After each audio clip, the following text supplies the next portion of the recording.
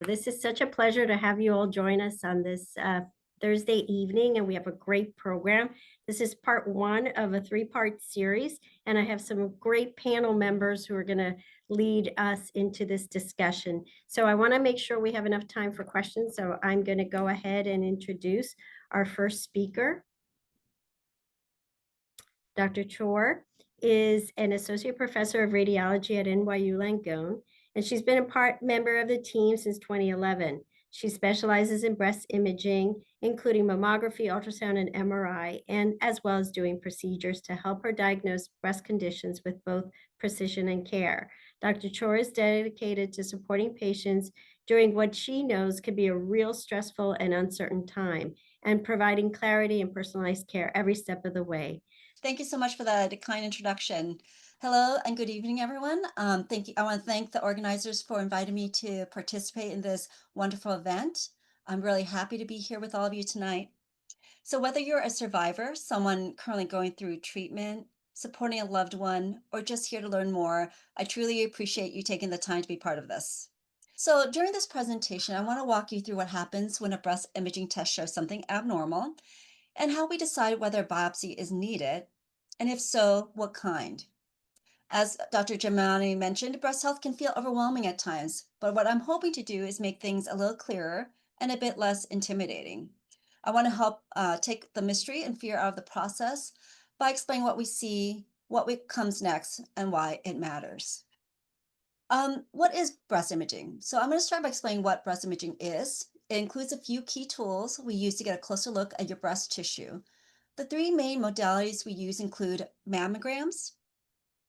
So mammograms uses low-dose X-rays to create a picture of the breast, which helps us spot any changes or abnormalities. Next, we have breast ultrasound. Breast ultrasound uses sound waves, so no radiation involved, to produce images and are especially useful for checking things that might not show up well on a mammogram, like fluid-filled cysts. Last, there's breast MRI. Breast MRI uses magnets and a special contrast dye to give us even more detailed images. This is usually used for people at high risk or when we need extra information to understand what's going on. When we use these three tools for routine screening, they help catch early signs of breast cancer before anything can be felt. And when there's a specific concern, these tools give us detailed views to figure out what's happening and whether further testing or treatment is needed.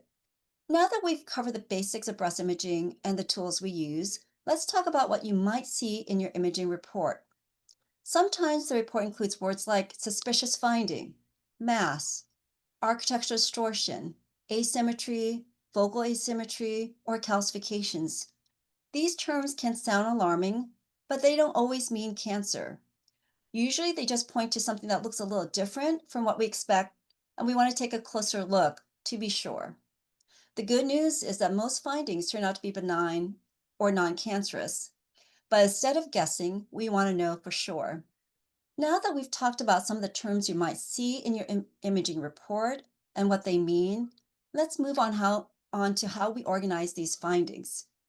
We use a system called BI-RADS, which stands for Breast Imaging Reporting and Data System. This system helps us categorize what we see into numbers from 0 to 6, making it easier to understand the results and decide on the next steps. Here's a quick overview of what each BI-RADS category means. BI-RADS category 0 means it's incomplete. Usually this is used for when you have a screening mammogram. We want additional images to clarify a finding. So sometimes though it's used because we don't have prior images that are at NYU, so we wait until comparison images are available. BI-RADS category 1 is used when the study is negative. No abnormal findings are seen. BI-RADS category 2 is when we see something on the mammogram, but it's benign, meaning it's not cancerous, and we describe it in our report. BI-RADS category 3 is usually used after you've had a diagnostic exam, and we see something that has a less than 2% chance of malignancy, and we designate that finding as probably benign. The finding needs close follow-up, usually with imaging every 6 months or up to 2 years, to make sure nothing changes. If we see something that looks suspicious, we categorize as 4. That means that it has a greater than 2% chance of malignancy, but less than 95%. So the finding might be cancer, and biopsy is often recommended for these findings. BI-RADS category 5 is for a finding that is highly suggestive of malignancy, which means that the finding has about 95% or higher chance of cancer. And for these types of findings, a biopsy is strongly advised. BI-RADS category 6 is reserved for findings that are a known biopsy-proven malignancy. The mammogram, ultrasound, or MRI is often done to monitor treatment response. This BI-RADS system helps us stay consistent and gives you a clear idea of what's going on and what we recommend next. So now that you know how we categorize imaging findings with the BI-RADS system, let's talk about what happens when something does raise concern. In some cases, especially with BI-RADS 4 or 5, we recommend a biopsy. We usually suggest a biopsy when an abnormality is new, growing, or has features that look worrisome. Sometimes imaging just can't give us a clear answer, and a biopsy is the best way to know for sure. We might also lean toward biopsy if there's a strong family history or other risk factors that make the finding more concerning. A biopsy gives us actual tissue to look at under a microscope, which helps us confirm whether something is benign or cancerous. It's about getting clear answers so we can move forward confidently with the right plan. Once we've decided that biopsy is the next step, the question becomes, what kind of biopsy is right for this situation? The type of biopsy we recommend depends on where the abnormality is and in which imaging modality that it's best seen on. In other words, we choose the approach that allows us to see the finding most clearly so we can target it accurately. The most common of the three is ultrasound-guided core biopsy. We use ultrasound to watch the area in real time while guiding a needle to collect tissue. However, we see something tiny like calcifications or other findings that only show up on a mammogram, we'll likely do a stereotactic core biopsy. This procedure is guided by mammography. If the finding only shows up on an MRI, then we'll use an MRI-guided biopsy to target that area. All of these biopsies are minimally invasive, done with local numbing, and you'll be able to go home the same day. So you've had your biopsy. What happens next? After the procedure, the tissue sample is sent to the pathology lab where it's carefully processed. A pathologist then examines it under a microscope to figure exactly what's going on at the cellular level. This part takes a little time, but in most cases, you can expect to get your results within a few days. If the results come back benign, your medical team may simply recommend keeping an eye on things with follow-up imaging. But if the biopsy shows cancer, don't worry, you won't be facing it alone. Your care team will walk you through the next steps and help create a treatment plan that's tailored specifically to you. Once you've received your biopsy results, whether reassuring or require further steps, your journey doesn't stop there. Your role in this process is incredibly important, so it's important to stay engaged in your care because that makes a big difference. Follow-up appointments may seem routine, but they're actually an important part of keeping an eye on things over time. They give us a chance to check in on how you're doing, catch any changes early, and make sure your care stays on the right track. And if you ever have questions, big or small, don't hesitate to ask. We're here to help you feel informed and comfortable and want you to feel confident every step of your care. And if there's anything in your family history or personal health that you think might be important to us, we'd love for you to share it. It helps us better understand your overall risks and tailor, again, your care specifically to you. Before we wrap up, I want to leave you with a few key takeaways. First, not every abnormality on imaging means cancer, but it's still important to look into it. Breast imaging gives us the power to catch changes early, often before anything can be felt, which is when treatment is most effective. If something needs further evaluation, a biopsy is safe and straightforward to get clear answers. And remember, most findings turn out to be benign. Most importantly, and lastly, our team is here to support you through the entire process. Our goal is to get answers to you as quickly as possible while making sure you feel comfortable, informed, and never facing this journey by yourself. But that said, I want to close by saying breast imaging can bring up a lot of questions and emotions, and that's completely normal. You're not expected to navigate alone. We're here to support you every step of the way. Thank you so much for your attention. It's my pleasure to introduce our next speaker. Dr. Theodore Vougiouklakis is an assistant professor in the Department of Pathology and Laboratory Medicine at NYU Grossman School of Medicine. His subspecialty is to focus on breast and molecular genetic pathology. He completed his anatomic and clinical pathology residency training at the NYU Grossman School of Medicine and then did a 3-year fellowship in oncologic surgical molecular genetic and breast pathology at Memorial Sloan Kettering Cancer Center. And now he's focusing his research interests in cancer epigenetics, genomics, and biomarker discovery. Next slide. Thank you for that introduction. I'm very happy to be a part of this presentation today. So today I'm going to talk about the test I run in breast cancer. Pathology is an evolving field, and perhaps a lot of people don't know too much about pathology. So I wanted to provide an overview of what pathology is and what tools we use at our disposal to render the correct diagnosis. And in the era of personalized medicine, this is of paramount importance. So molecular testing in breast cancer has significantly influenced diagnosis, classification, and subsequent treatment decisions. As such, the surgical pathologist plays an integral role in biomarker testing and is essentially the guardian of the testing process. So the pathologist dictates what tissue we will use in order to be tested, and this plays a vital role because if we choose the incorrect tissue, then we might not get the appropriate results. So an understanding of tissue selection, genomic alterations of interest, and the preferred diagnostic assay are crucial to guide the multidisciplinary team in this era of personalized medicine. So this is a schematic overview of the molecular testing process.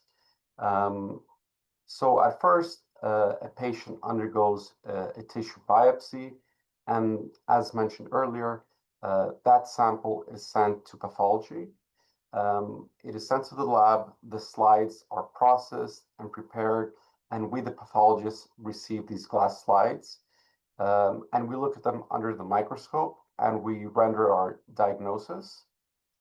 Then we sent this tissue for immunohistochemistry for ER, PR, HER2 testing, which are biomarkers that are that we would like to assess their expression in breast cancer. And if the patient were to undergo tumor sequencing, the patient would have to be provided informed consent, and then that tissue sample can be subsequently tested in order to see what genomic alterations are present in the tumor. So again, we require additional unstained slides, so additional material, and this is sent to the molecular pathologist. The molecular pathologist triages this case, sees how much tumor there is present on the slides, and decides how many slides to use. Then tissue is extracted, and then the specimen is processed for next generation sequencing. And then the bioinformatics team looks at the alterations of interest, and the molecular pathologist signs out the molecular pathology report, and this eventually guides the treatment decisions. So we perform immunohistochemistry for ER, PR, and HER2, which are the standard predictive biomarkers in breast cancer. And the guidelines issued by the American Society of Clinical Oncology, ASCO, and the College of American Pathologists, CAP, recommend testing on every primary, recurrent, and metastatic tumor. This is because under tumor progression and selective pressures, in certain instances, HER2 might become overexpressed, and this also can occur in the setting of neoadjuvant therapy. So we always test different samples to see the biomarker profile. So ER and PR are estrogen receptor and progesterone receptor. These are nuclear markers, and HER2 exhibits a membranous staining. And we look at these slides, and then we provide a percentage of positivity or if it's negative. So breast cancer is a heterogeneous disease with various histologic subtypes, molecular features, behavior, and response to therapy. So microarray-based gene expression analysis has identified multiple intrinsic molecular subtypes of breast cancer. These are the basal-like, which are the triple-negative breast cancers, the HER2 amplified, and the luminal breast cancers, which are the ER-positive cancers. And multi-gene expression assays, such as Oncotype DX, provide prognostic and therapy predictive information in early breast cancer, which complements staging and biomarker information.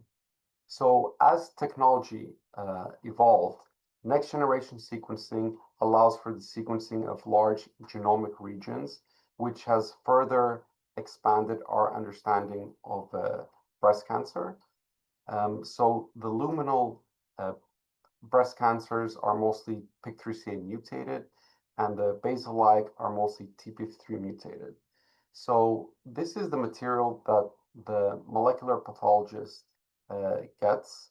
So on the top panel, you can see this tissue core that's extensively involved by this atypical proliferation.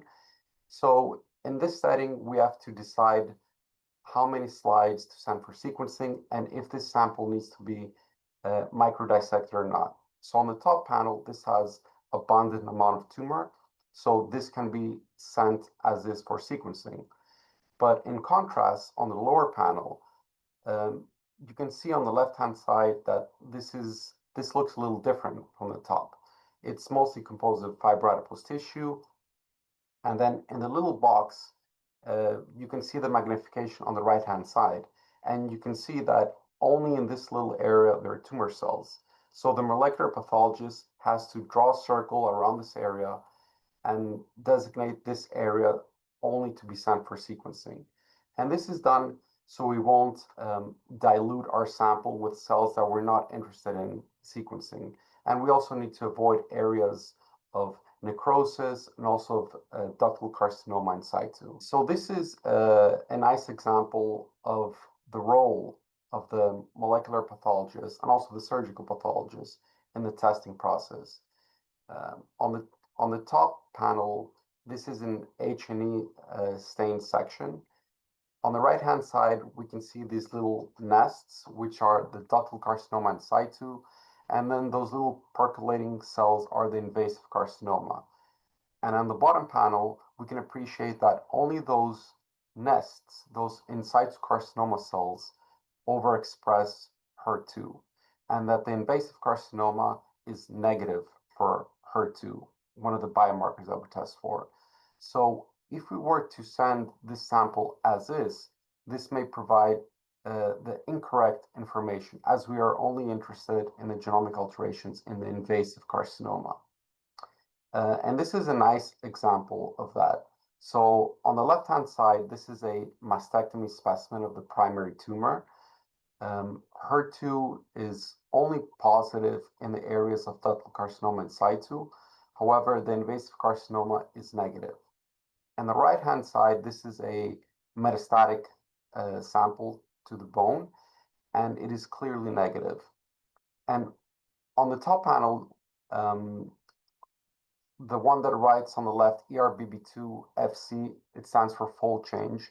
This shows a gain and borderline amplification if the sample was sequenced as such, which would provide the incorrect information.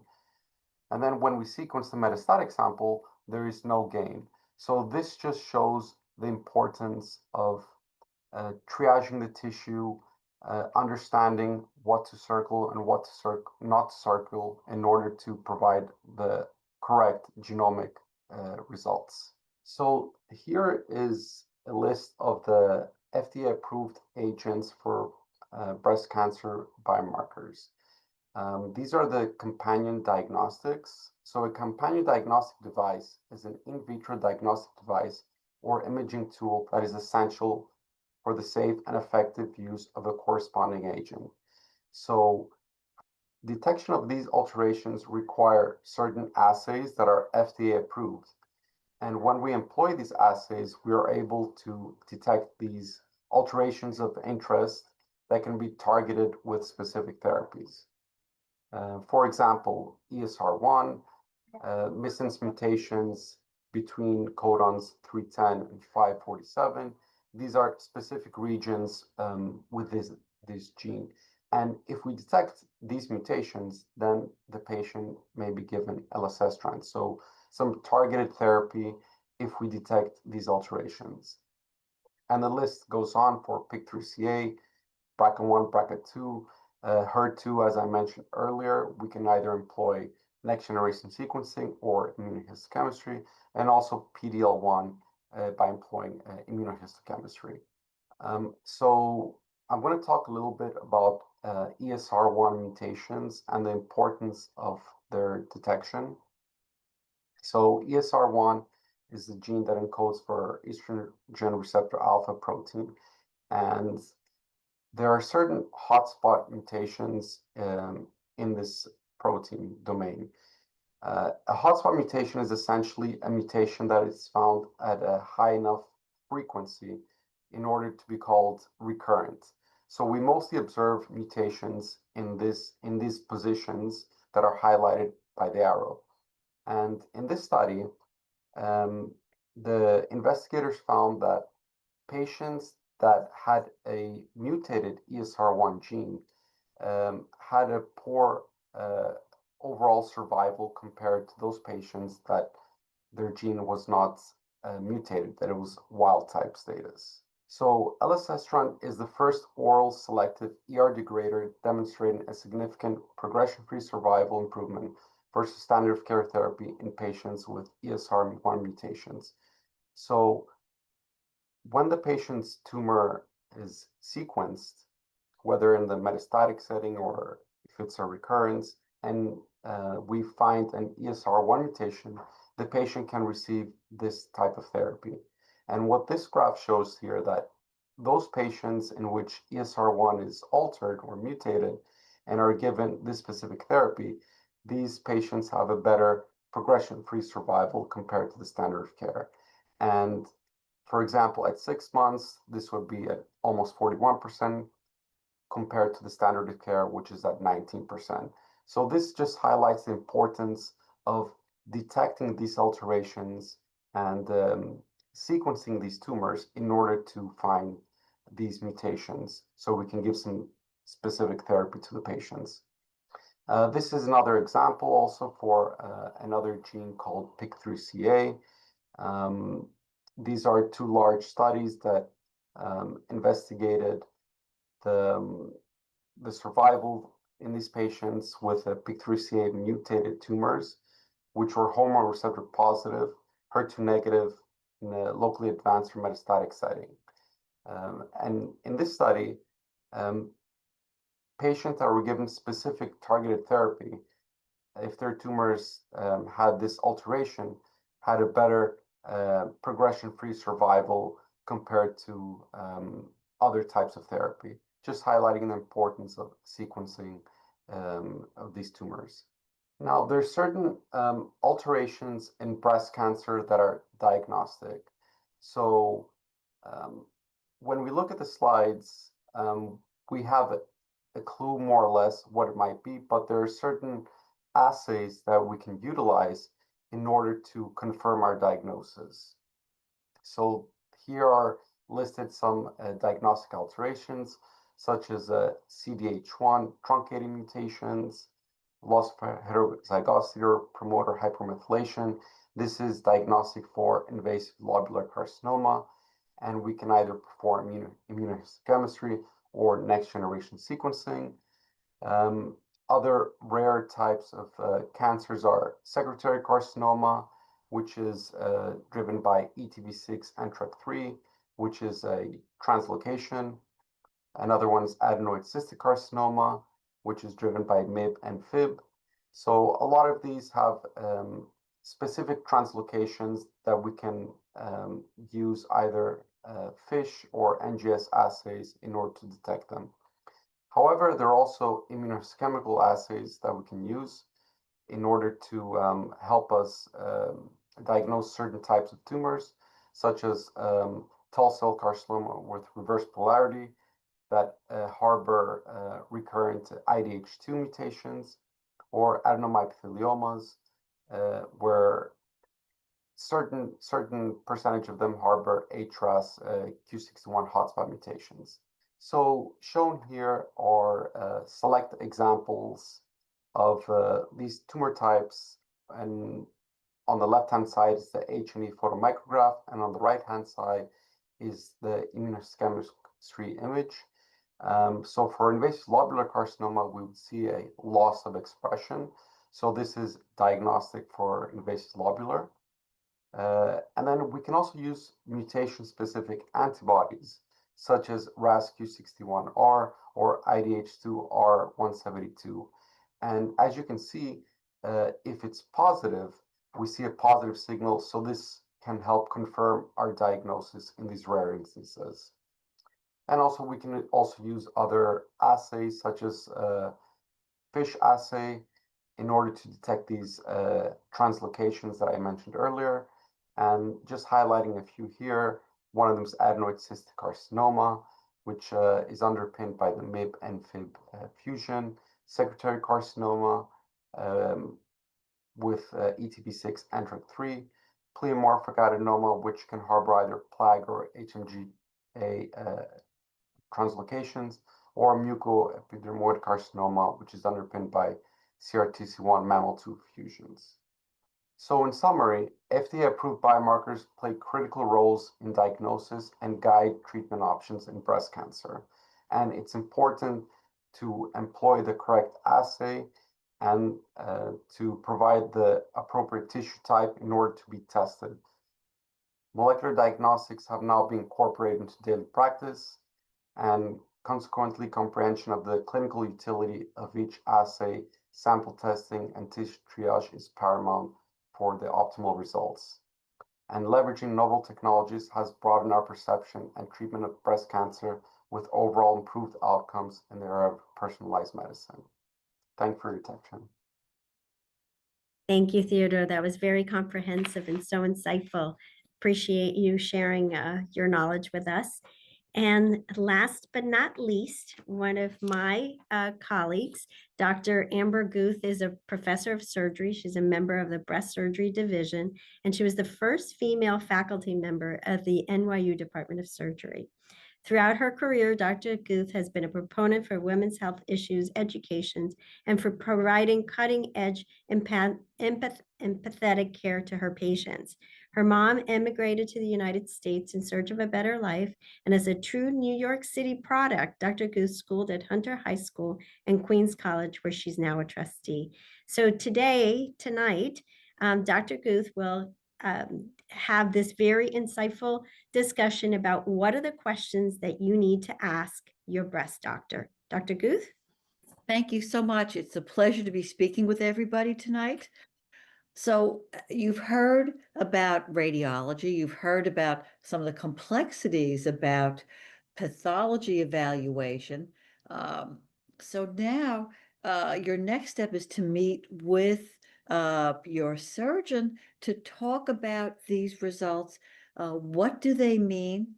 Part of my job is to translate this information into English so my patients can understand this, and to really lay out what's the implications of diagnosis and where to take this. So I'm going to go through some of the questions that you would have for your surgeon. Hopefully, most of these will be answered by the surgeon during this initial consultation. First of all, what is the specific type of breast cancer that I have? And as our previous presentation described, breast cancer is not one disease, but multiple diseases, and we need to figure out which subtype of breast cancer you, the patient, have so that we know what's the correct approach for you. Size and grade of the tumor. A very important piece of cancer biology is activity. Has the cancer spread to the lymph nodes? Has the cancer spread outside of the lymph nodes? And this is a question that is paramount to patients, and everybody, once they hear about your diagnosis, is going to be asking you, what's the stage of my cancer? So this is something that we go through in some detail during that discussion. Again, can you explain or translate my pathology report?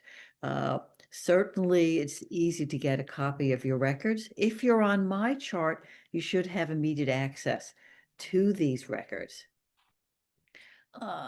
Once the type of breast cancer, extent of breast cancer has been discussed, surgical options are the next discussion in terms of how much surgery does the patient need.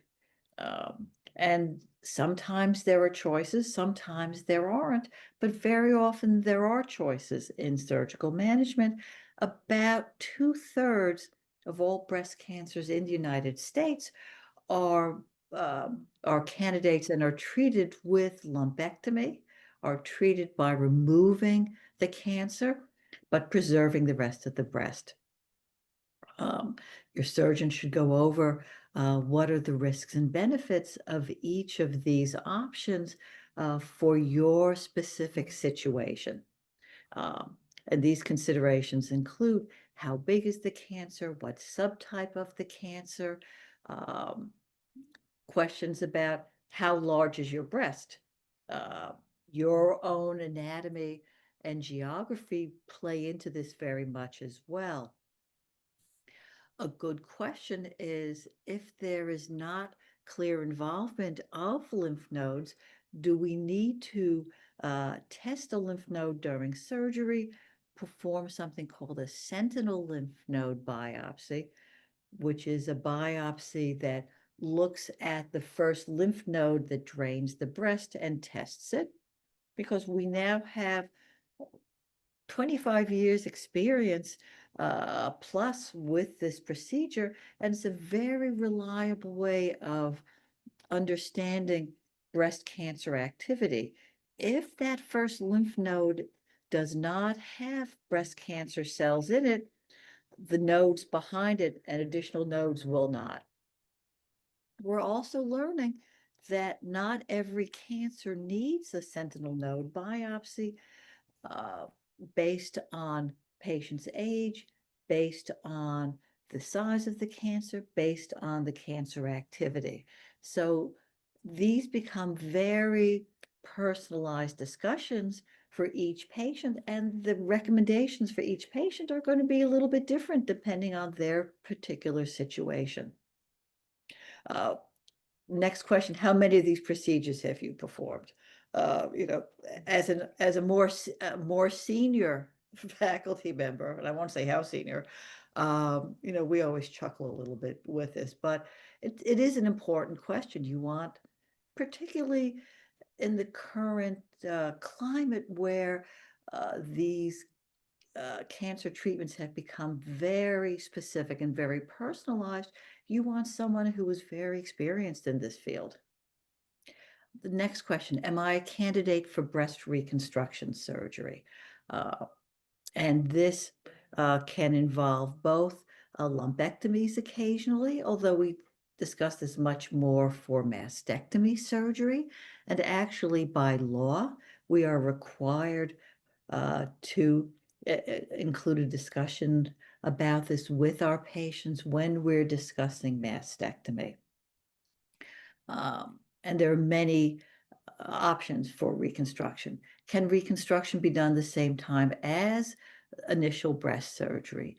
Very often it can. Sometimes, particularly in the cases of a very advanced breast cancer that we know will need a radiation to both the chest wall and the lymph nodes, it may be reasonable to do a delayed reconstruction, allowing the cancer to be treated completely first, and then circle back to do the reconstruction.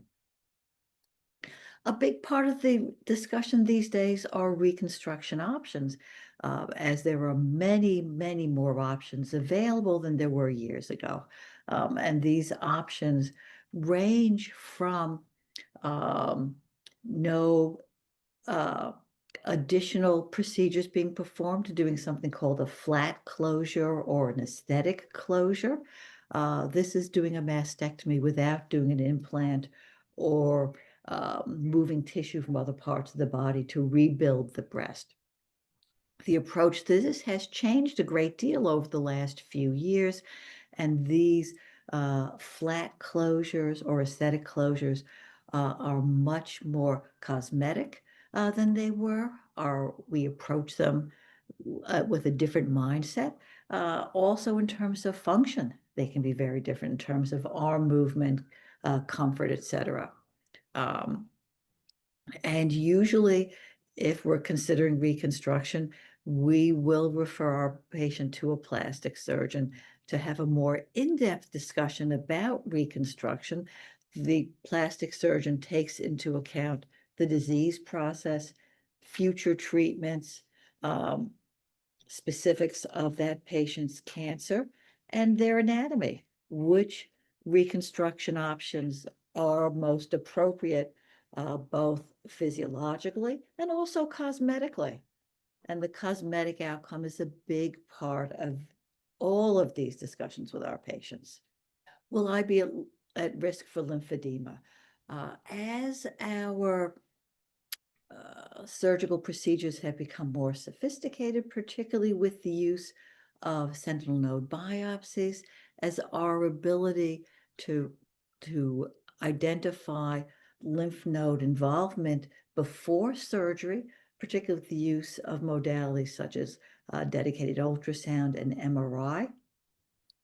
We handle the lymph node surgery very differently than it was 20, 30, 40 years ago, where lymphedema was not an uncommon sequelae of breast surgery and a lifelong issue, something we're very aware of these days, something we treat proactively.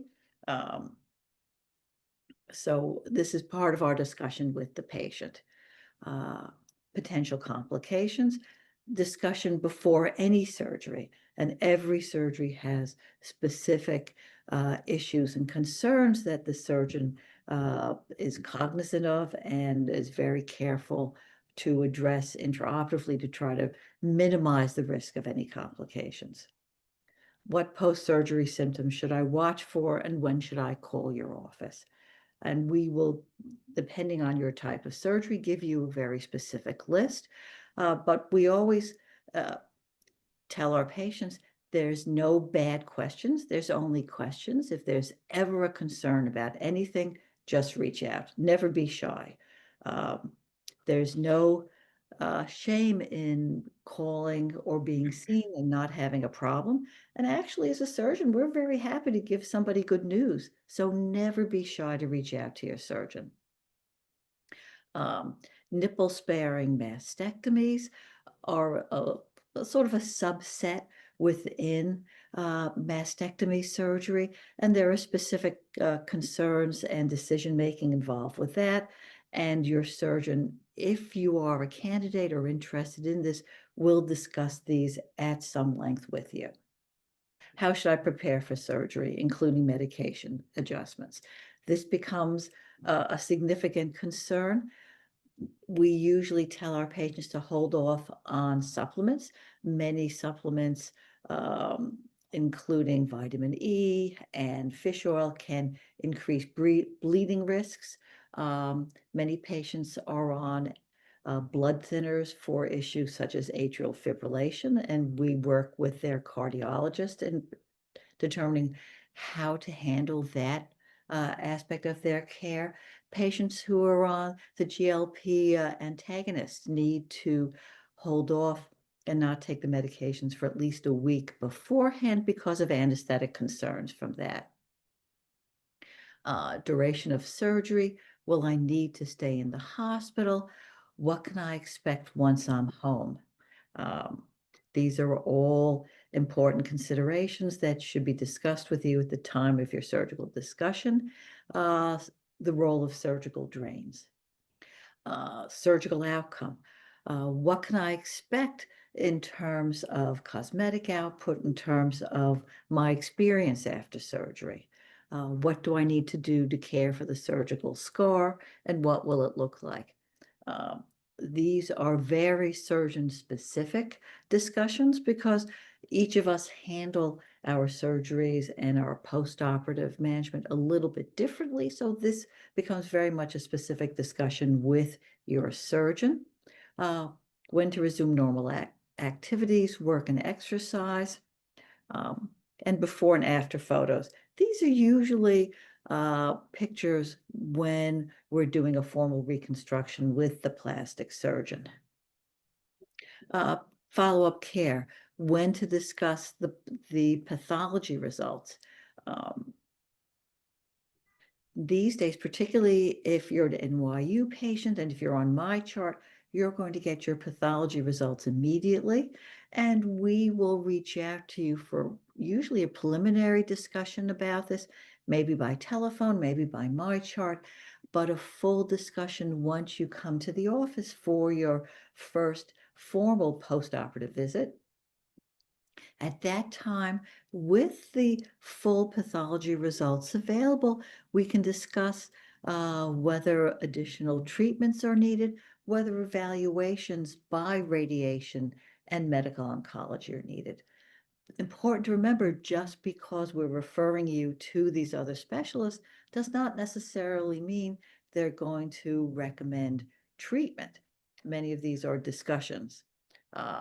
Schedule for follow-up appointments, and what's the essentially long-term follow-up. Very important are the additional issues that breast cancer brings up. This is a very stressful experience for the patient, a very scary experience for many of our patients. This can stress not only the patient, but family members, both psychologically, financially. So support resources are very important. We can direct you to support groups for mental health professionals and support. Very important to realize it's not a sign of weakness to need or ask for help. Actually, it's a sign of strength. These are tough situations to go through, and if you can get help, it's a great thing. Some of the support groups can help you connect with other women who've undergone similar surgery.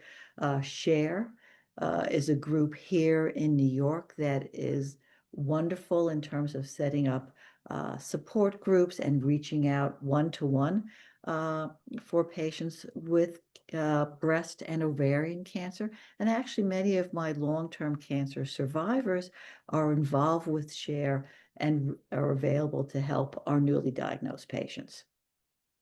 Second opinions. We live in New York City, so there's a breast surgeon on every corner. So it's certainly, if you feel comfortable with your surgeon, this becomes a very personal decision. I always encourage my patients to get a second opinion. I think hearing a different physician process your information and deliver their recommendations can be very helpful in organizing your understanding about a process that's really out of your usual normal considerations. So that can be very helpful. Getting a second opinion should not cause a delay, a concerning delay in treatment. It takes time these days to gather all the information. Sometimes patients need additional testing, such as an MRI or genetic testing. And a delay in a week or two in treatment is not going to make a difference in your outcome. And these are some of the financial concerns and logistics. Where is the surgery done? What's the anesthesia staff like? what's my medical insurance coverage, and particularly important, who can answer questions regarding billing. And that's a short summary of the things that we would want to discuss, particularly at your first visit and your initial consultation when you present with a new diagnosis of breast cancer. Great. Thank you, Amber. I think it's important to also say that sometimes this is just not one visit. There may be a few visits to get your additional testing and to make you comfortable with some decision making, and that's okay too. I have one question. And how do you talk to patients about how much information they share? That always comes up. Like, how much do they tell, or how much, personal information, even from the biopsy stage to the treatment stage? What would you say? I'll open it up to the panel. Sharing it with other people or sharing Mhm. with family? Like sharing, like your, how often do you like tell folks, or how much you tell them about that you've been diagnosed with breast cancer? It becomes such a personal question because different people obviously handle things very differently. A big part and a big concern of many of my patients is how do they discuss this with their children? And this can become an important part of the discussion. And part of it depends on how old their children are, but particularly for younger children, but also for teenagers. Um, One of the things we discuss is that the unknown is scary. If our patients can present to their family members, this is my issue, this is my doctor, this is how they're going to take care of this, and present this in a very matter-of-fact way, it becomes very reassuring for the family members, and particularly for children. Children are a little bit selfish, so if their world's not going to change, they will go back to their normal activities. Children smell fear in the water. So that is some of the discussions that I'll have with patients about children. Sometimes patients wish to protect their older, perhaps elderly parents from stress in terms of these diagnoses as well. They may have elderly parents with multiple medical issues on their own. And so that becomes part of the discussion as well. How do you present? How much do you present? Great, thank you. And Chloe, how about when someone says that they're reluctant to have the biopsy? How do you reach out to explain or encourage them to proceed ahead with something that may be really scary? Well, it depends on the type of findings I see. Some things where it's more of it's category 4, as I've discussed before. If it's on the lower suspicion side, I may discuss with them the options of, you know, follow-up imaging rather than biopsy if they prefer imaging follow-up rather than proceeding direct to biopsy. But if something is very suspicious, that has, a 95% or higher level of suspicion, I do encourage them and let them know the sooner it's diagnosed, the sooner they can get treated. Great, thank you. I did have one question come in. What is the duration of follow-up with your care team post-surgery? Okay, for my patients, if they have a relatively low grade cancer and they have a lumpectomy, I usually follow them for 5 years.